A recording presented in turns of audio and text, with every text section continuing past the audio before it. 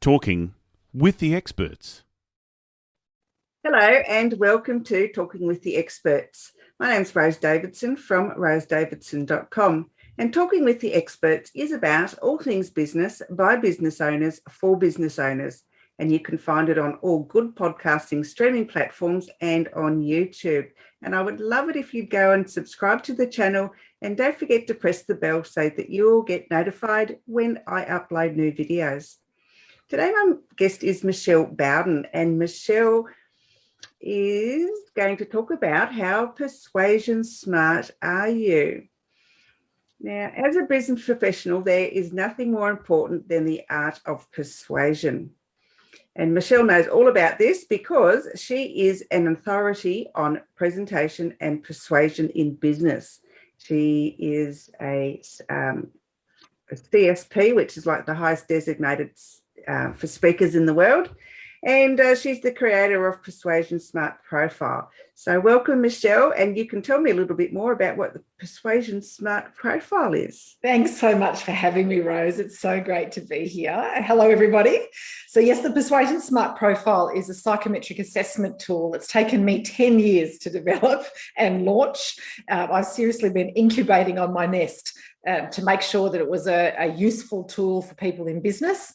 Essentially, what it does is it reports on your persuasive strengths and weaknesses at work.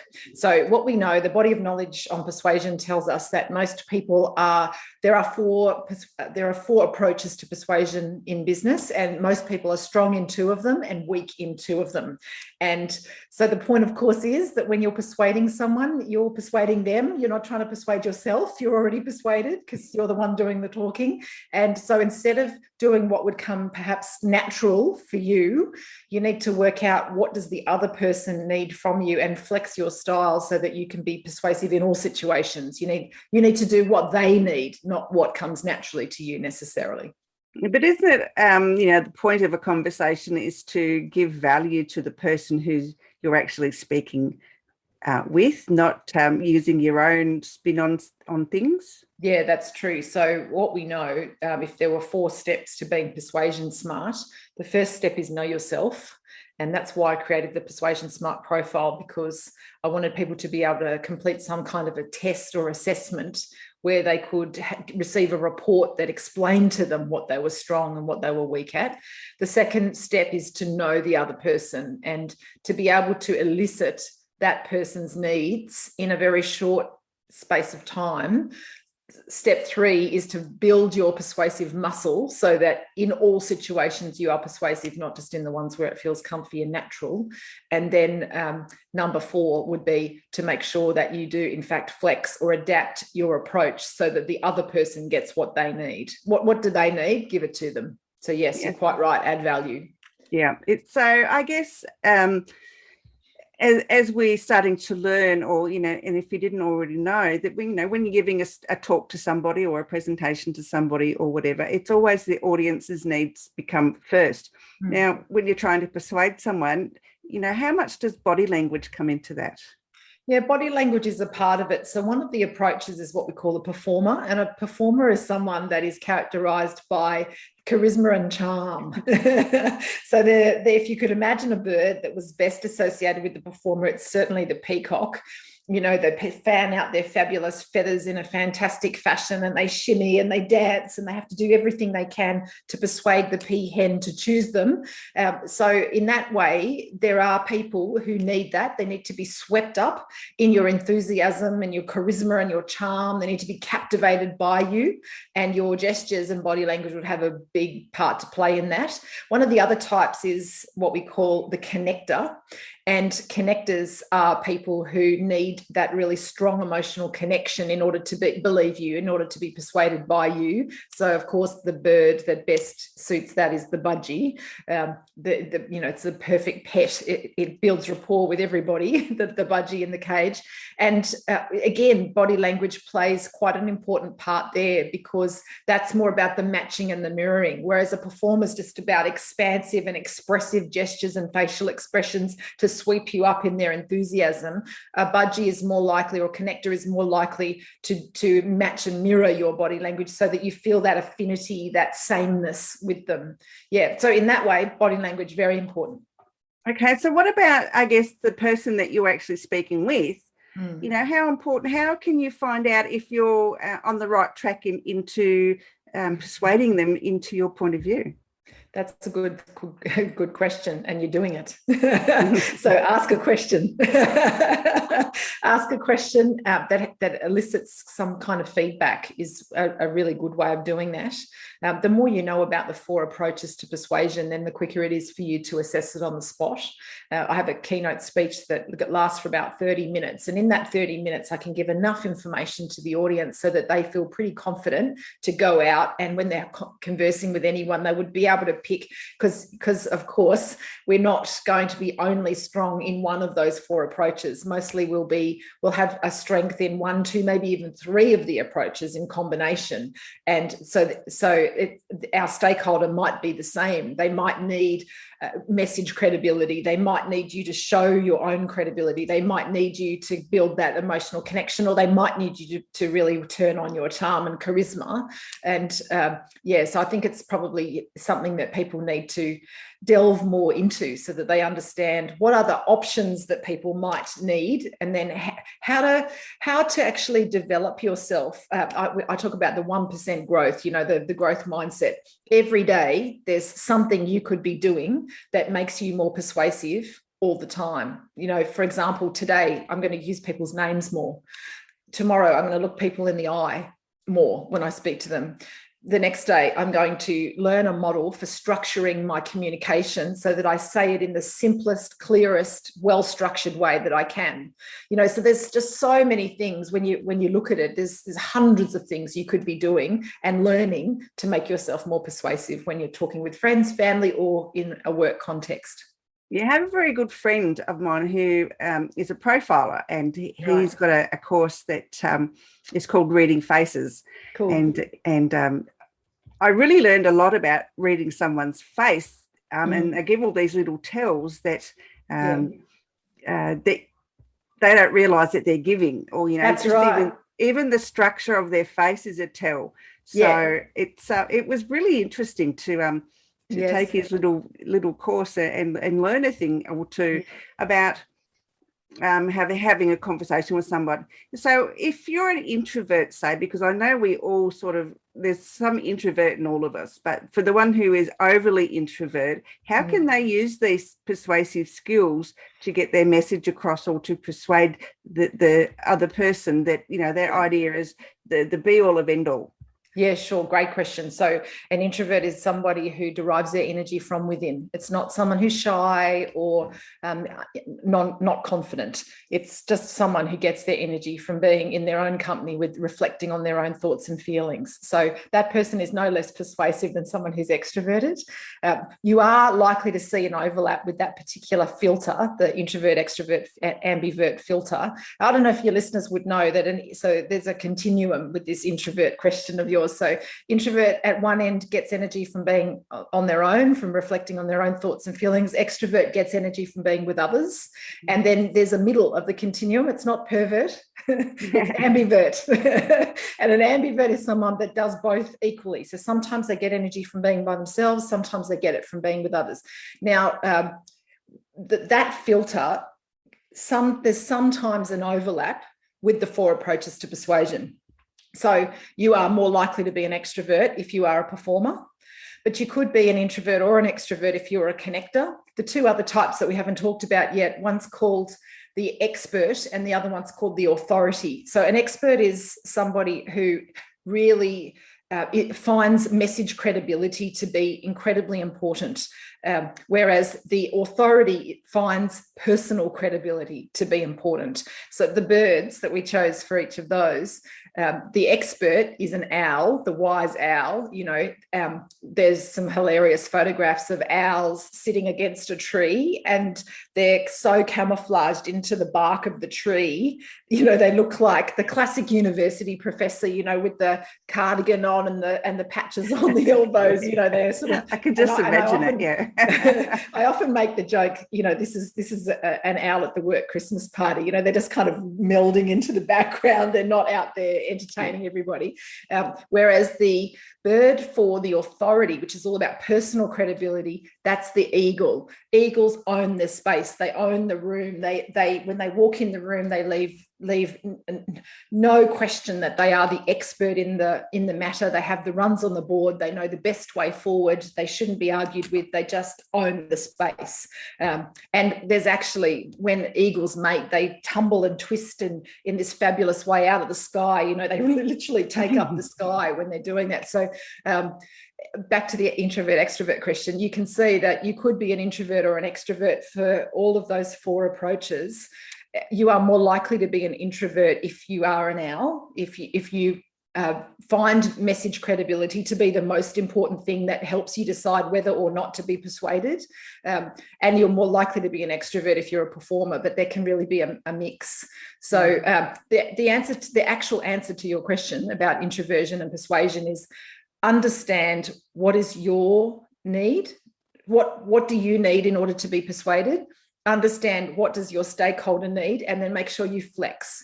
So you might find that you're communicating with someone else who's an extrovert and who really prides themselves on having logical, analytical, rational arguments where there's science and evidence-based logic in the way that it's communicated, and that might suit you down to the ground communicating with someone like that. On the other hand, you might have to persuade someone who's a performer and they just are not interested in an introverted approach to the way the message is sold. They need you to get a bit of excitement about this. My 22-year-old daughter, Holly, has said to me for many years, she says, Mum, moods are contagious. Is yours worth catching? Quite a nice little saying. I quite like that. She's a sassy number, that one.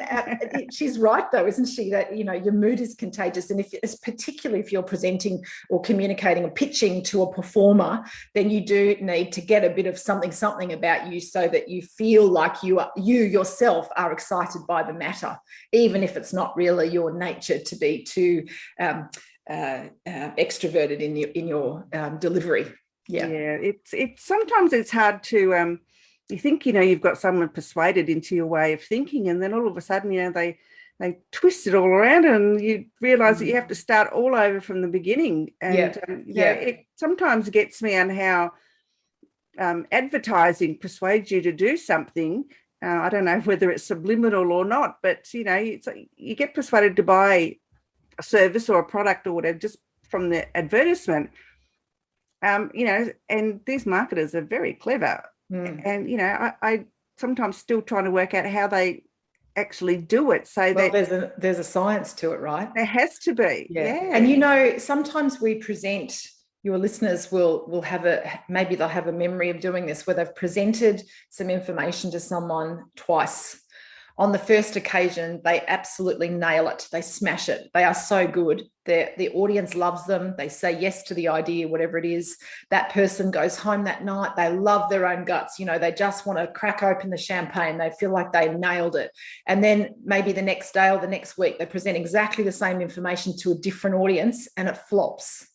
But they did exactly the same thing. They might have even been wearing the same suit. If it was a woman that wears lipstick, perhaps they even were wearing the same color lipstick, Everything was the same. The slides were the same. And on the first occasion, they smash it. On the second occasion, they flop and they feel sorry for themselves and sad.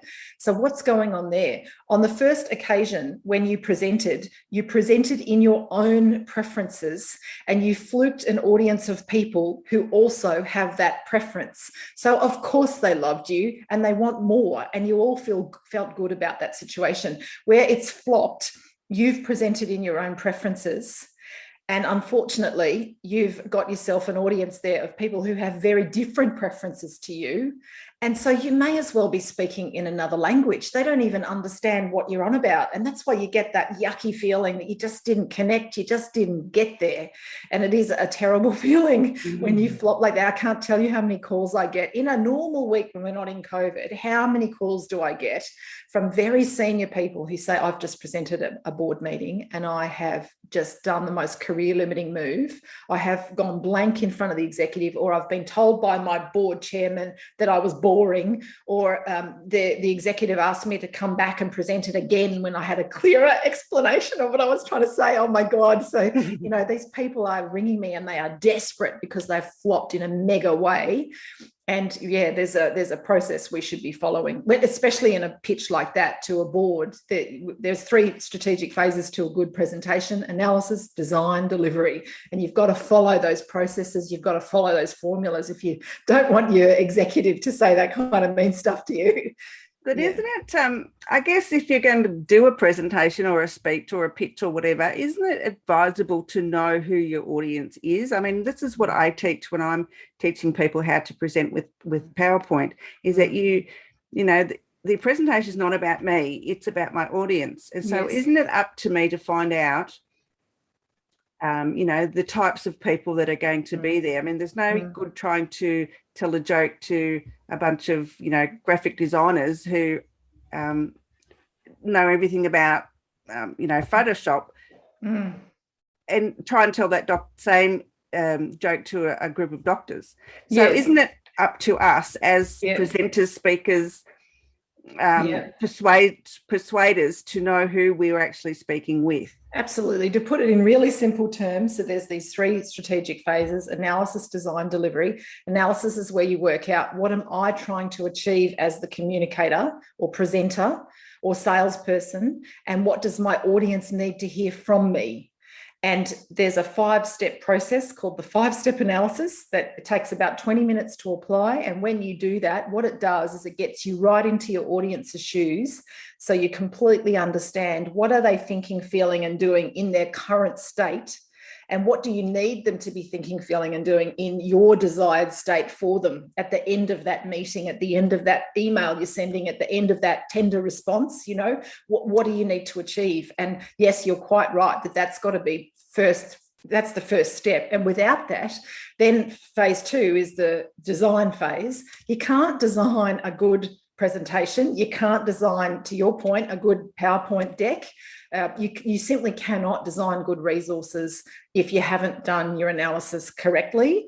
And then you can't do your delivery right either. So that's phase 3. Phase 3 is the delivery or the stagecraft. So that's all the way you stand, move, gesture, your voice, your eye contact, the way you interact with the audience, the two-way, the questions, the way you use your materials, your slides, your handouts, everything to do with the way you deliver the message is phase 3. You can't do any of that stuff well if you haven't got a really good design of your message and great slides. And then you also can't do any of that if you haven't done your analysis right. So I really do take this strategic approach to the teaching of presentation skills. First things first, analysis first. It's the most boring bit, but without it, you can't do the rest of it right. Analysis, right. Then design, then delivery. Yeah, it's so important to get to know who your audience is that you're going to be delivering to. I mean, you could deliver the same presentation to a different group of people, but the way you present it obviously has to be done differently. So, I had a chance to present to MAC makeup artists, MAC cosmetic makeup artists. And the first time I did it, it was hilarious. We still got good results, but they could have been better. And I talked to the client afterwards and said, we need Play-Doh. These are kinesthetic learners, right? These people can't sit in a training course. I mean, I can only imagine how hard it is for them on Zoom now, on virtual presenting, but even in a live meeting, these people were finding it impossible to sit still. Then for the second event, we gave them big chunks of Play-Doh and they massaged it and fiddled with it while they were learning. And gosh, the results were just so much better. So yes, understand your audience and tailor your approach to make sure that it's exactly what they need. Absolutely. And I think that it's probably a step or a process that's missing when a lot of people are doing presenting. They just, it's just rote. They just do it by rote and they just do it, the same way, time and time and time again. And, I've sat through some presentations that have been absolutely boring. And I've sat through presentations that have, really persuaded me to either buy their service or product or, or leave the room at lunchtime because, I just couldn't stand it. Yeah, that's right. Yes, I was speaking with a potential client a couple of days ago who won't be a client. Just between us and the World Wide Web. That's it. This client said to me, oh, no, my trainers don't need the analysis and the design phases because we create the materials for them and we tell them what to say. All we need is the delivery. And that's a big mistake that clients have made. I've been teaching presentation skills for 25 years. And it's a really common mistake that people who just do not understand the art and science of good persuasion, good presenting, it's a common mistake. It's a complete arrogance that, and it's a lack of understanding of the team. A trainer in a team is not going to say to their boss, I don't like your materials. They're just going to try their best to deliver it with the materials. But when people like that come to me for public speaking training, the first thing they say is, Michelle, how do you deliver someone else's content and make it feel like it's yours? And the answer is you can't, unless you've completely re-storyboard it from scratch with, as you say, a thorough audience analysis. Then it's never going to feel like your content. And you're always going to feel a little bit like an imposter or a fraud that you're delivering someone else's gems of wisdom and not your own. So, a big mistake. Don't do it, people. Yeah, no. I remember when I was working at Customs, I was elevated to be a trainer. Right. And, I couldn't understand why at the time the head trainer said, Rose, you've got to, make your own material. And I said, no, I'd just rather use yours. And I tried to use his. I didn't understand a bloody word of it. No. And imagine how dreadful that is for the poor audience on the other side of that too. Boring. It's not tailored to them. You don't understand what you're talking about. You really don't have that, moods are contagious, back to Holly's saying. You don't have that inner passion for the subject. And if you don't love yourself and it, how do you expect your audience to love you and it? They just won't. And if they're not really persuaded, then like you say, they nod, they smile, they pretend they're on board, but then 2 weeks later you find out they didn't implement it, they didn't do it. You thought that they were on board, you thought they were persuaded, but actually those people were never going to do what you were suggesting because they simply didn't believe you. No, and you have to be believable, and that's I think that's another issue that people come away with, because a lot of people, like salespeople, when they go to networking events, they espouse the company's tagline or whatever, but they don't really make it their own. But you can still use the tagline, but make it and use it and say it in your own way, not just what you've been told to say. And I think that's really bad of corporations to make their clients, as you alluded to before, to make their clients say or do exactly what they say. Yeah, it's not right. Stick to the script. Yeah, I think I've got a really great blog on my website, michellebowden.com.au, on how to write an elevator pitch. So if anyone's interested in knowing how to do that, you can go and have a look at it there for free. What you're talking about really there is the elevator pitch. So at one level, I agree that it's good for companies to be really clear on what is our brand, what are our 3 brand words that we want people to be thinking whenever they're thinking of our company. And yes, you do have to stick to the company line on that stuff. But the way, as you say, the way you explain it to a human being that you're having an interaction with needs to be your words, in your vibe, in your style, and also tailored to whatever their needs are. So being clear on a really good elevator pitch that you can slightly tweak depending on the person you're talking to is a really cool thing to have in your toolkit of communication things. Yeah, I agree. Thank you for sharing your website and the free thing that's on there. Yes, there's lots of free things. Oh, excellent. Good. I'll have to go and have a bit of a squeeze. Wonderful. So, Michelle, I would assume, and I'm hoping I'm assuming correctly, that you have written a book. I have. It's called How to Present. Go figure. I'm a presentation skills trainer, so what else would I call the book? Absolutely.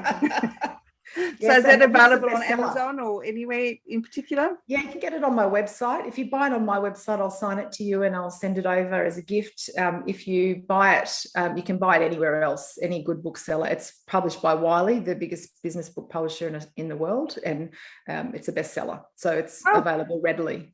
Well done. Well done. Thank you. And podcasting, do you do any of that? Not really, no. We have some resources on our website that people can purchase in addition to the book. We're not really doing podcasts, but I do blog fairly regularly and just put up little free videos for people just to give them their tips. My main way of helping people in our business is either as a speaker at conferences on persuasion and presenting, or potentially people come to my 2-day persuasive presentation skills masterclass that I've been running for 22 years and that I'm about to run tomorrow for the 912th time. Oh my goodness. Well done. Imagine that, 912 times over 22 years in groups of 10. You've changed the words around. So some of it does come out the same now after all those years. Wow. Don't you get sick of saying it 912 times? No, and I often get asked that, Rose. It's a really common question, like, how could you do that? I could never do that. Well, let me say that the audience is different every time, and this brings it nicely back to where you started with your questions. It's all about the audience. It's not about you. So the content, yes, could sell itself. The content can run itself. I don't have to think too hard anymore after 22 years in the way I deliver the content, but the examples I give and the way I tailor it to those individual people in the meeting is completely different from one week to the next. And that is what I love about serving the audience, changing what I know works, but in changing it and delivering it in a way that's going to resonate with them so that they can all walk away and use it is exactly why I can run the same thing word for word every time. Yeah, I thought that might be the case, but I just thought I'd ask anyway. Yeah, I don't think I could do it for 22 years, though I didn't really love it either. And absolutely, it's so important, isn't it, in a small business? If you're not doing what you love, then change what you're doing. Absolutely, yeah, I totally agree with that. I totally agree. Now, I guess you've alluded to your website. Anywhere else people can find you, Michelle? Probably not. Just www.michellebowden.com.au. I'm on LinkedIn. I'd love you to connect with me. If you're interested in getting free tips and advice over the social media, then LinkedIn's probably the best way to connect with me there. I post 3 times a week and always just lots of tips and great ideas for people that you can implement in little bite-sized chunks. That'd be lovely. Good stuff. All right. Well, any last wise words of wisdom? Oh my goodness. Like what? I don't know, how to be persuasive. How can, say, one business owner persuade another one, maybe if they want to go into partnership or be affiliates or get into bed, so to speak. Okay, then maybe one last piece of advice I'd say in all those different contexts is what is it that you want? Be clear on what you want. And make sure you ask for it directly. Don't ask for it directly at the start of the meeting because you'll break rapport and they'll never say yes. But work out what are the formulas that persuasive people use to ask for something that they want. What are the words you shouldn't say? What are the words you should say? What are some of the things you should and shouldn't do? There's hundreds of them. And plan it all out in advance. Plan out your approach to the persuasive moment and always have a backup. So if they're not going to say yes to the thing that you most want in this meeting today, then what can you get the yes for so that you don't both walk away and feel that it was a waste of time. You never want to walk out of a meeting where people think, I want my time back or I want my money back. So what's your best alternative to the actual thing that you wanted? That's my off the cuff. That's my tip. Work it all out and have a backup plan. Yeah, absolutely. All right. Well, if you need to learn more how to be more persuasive, please reach out to Michelle on her website. She said that she has lots of freebie things there, and so she's got her training course as well. So yeah, reach out to her, and she'll be more than happy to accommodate you. Michelle, thank you so much for your time today. It's been an absolute pleasure. Thank you, Rose, so much for inviting me. It's just been lovely chatting with you today.